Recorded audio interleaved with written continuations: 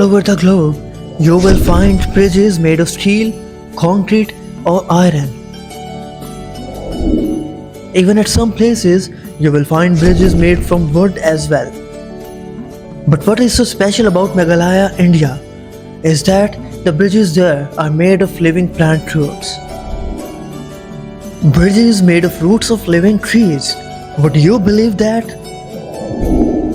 The roots of the trees are so strong and entangled in such a way that even more than 60 people can cross the bridge at a time. There are many such bridges in Meghalaya, some over rivers, some over valleys, and there are even double-decker bridges.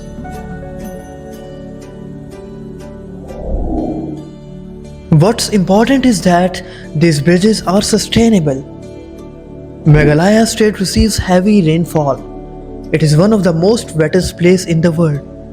Due to heavy rains, bridges made of iron start to rust. Tree bridges start to rot, but living root bridges sustain perfectly.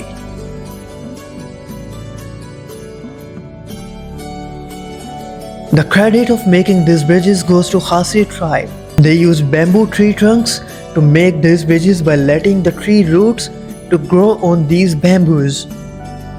Gradually, the roots got stronger and a sustainable bridge formed.